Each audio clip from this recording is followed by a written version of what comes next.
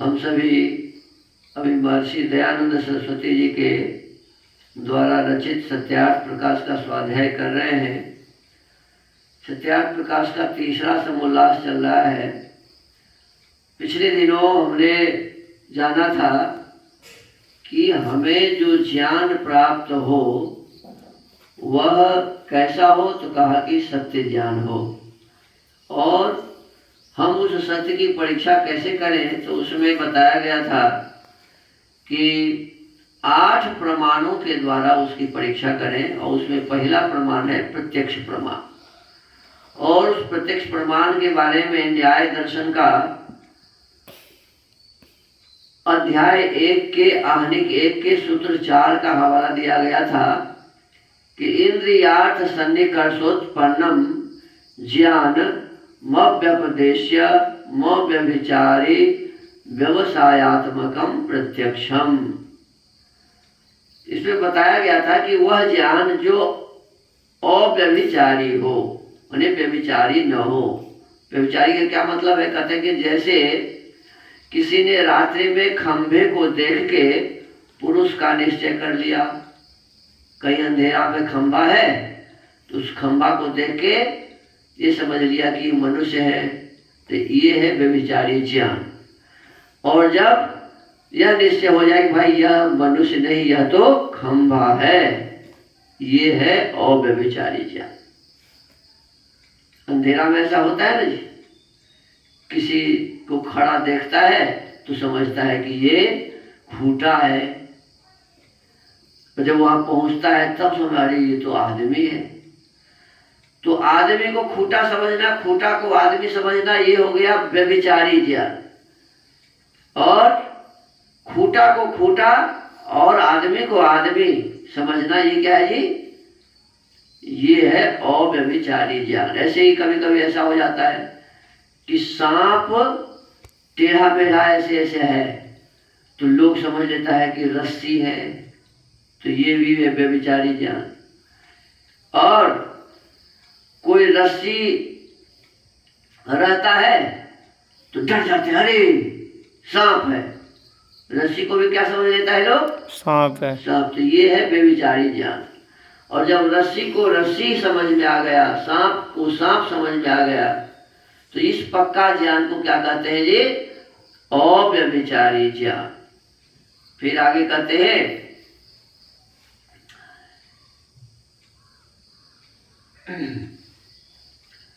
किसी ने रात्रि में खंभे को देख के पुरुष का निश्चय कर लिया।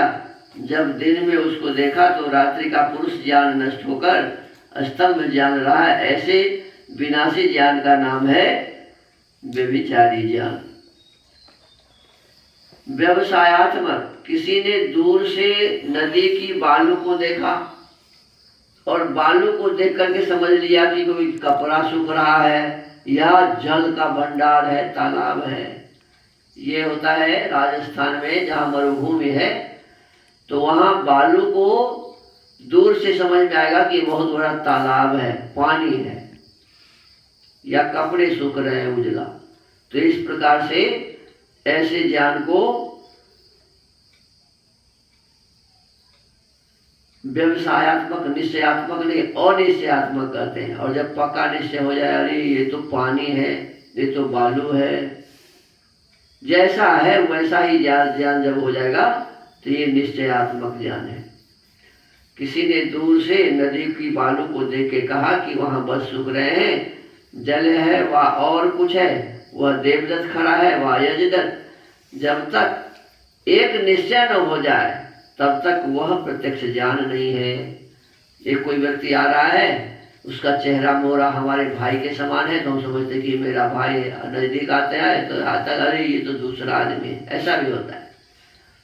तो इसको ऐसा जब हम समझते हैं, जब तक एक निश्चय ज्ञान न हो जाए तब तक ये व्यवसायात्मक नहीं कहलाएगा। जो अव्यपदेश है, अव्यभिचारी है और निश्चयात्मक है, ऐसे ज्ञान को हम कहते हैं प्रत्यक्ष ज्ञान, प्रत्यक्ष प्रमाण। अव्यपदेश का मतलब क्या है?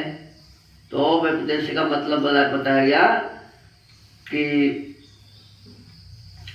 किसी ने किसी से कहा कि तू जल ले आ, वह लाके उसके पास धर के बोला कि यह जल है, परंतु वहां जल इन दो अक्षरों की संज्ञा लाने व मंगवाने वाला नहीं देख सकता है। माने जो व्यक्ति लाया है, जो मंगवाया है, वह जल देखता है, जौ और लौ नहीं देखता है। देखो जौ और लौ भी जल होता है, जौ लिखेंगे और लौ लिखेंगे तो क्या हो जाएगा? जल। लेकिन जौ और लौ लिखने से जल आ जाएगा क्या? तो वो जो जल देखता है, जो व्यक्ति जिसको जल पीना है, उसको जौ और लौ से कोई मतलब नहीं है। ये कह रहे हैं जल इन दो अक्षरों की संज्ञा लाने व मंगवाने वाला नहीं देख सकता है, किंतु जिस पदार्थ का नाम जल है वही प्रत्यक्ष होता है, और जो शब्द से ज्ञान उत्पन्न होता है वह शब्द प्रमाण का विषय है। तो माने प्रत्यक्ष ज्ञान क्या है जी? वो जौ और लौ नहीं। प्रत्यक्ष ज्ञान क्या है? जल जो हमारे सामने पीने के लिए पड़ा हुआ है, जो ला के दिया है, तो ये है अव्यपदेश्य। तो हमको अव्यपदेश्य ज्ञान, अव्यभिचारी ज्ञान और व्यावसायात्मक जो ज्ञान है उसको हम कहते हैं प्रत्यक्ष प्रमाण, जिसमें किसी प्रकार की कोई शंका नहीं रह जाए। अब आगे दूसरा प्रमाण है अनुमान प्रमाण। इसमें भी न्याय दर्शन के प्रथम अध्याय के आहनिक 1 का सूत्र 5 है।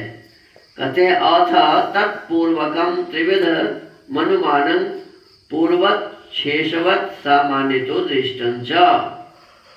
जो प्रत्यक्ष पूर्वक अर्थात जिसका कोई एक देश व संपूर्ण द्रव्य किसी स्थान व काल में प्रत्यक्ष हुआ हो, उसका दूर देश में सहचारी एक देश के प्रत्यक्ष होने से सदृश अवयवी का नाम का ज्ञान होने को अनुमान कहते हैं। एक पदार्थ को कभी हमने देखा है और उस पदार्थ से के दूसरे भाग को देख के हम समझ गए कि भाई वो पदार्थ वही है, दूर से ही समझ में आ रहा है। जैसे मान लो कहीं धुआं हो रहा है, तो हम कभी देखे हुए हैं कि अग्नि से धुआं निकलता है। अब हम दूर से धुआं को देख के क्या समझ गए कि यहाँ आग है, इसीलिए धुआं निकल रहा है। तो इसी ऐसे ज्ञान को कहते हैं अनुमान प्रमाण। ऐसे प्रमाण को क्या कहते हैं जी? अनुमान प्रमाण। तो अनुमान प्रमाण को इसमें बताया कि 3 प्रकार का है। एक है पूर्ववत, दूसरा है शेषवत और एक तीसरा है सामान्यतो दृष्ट।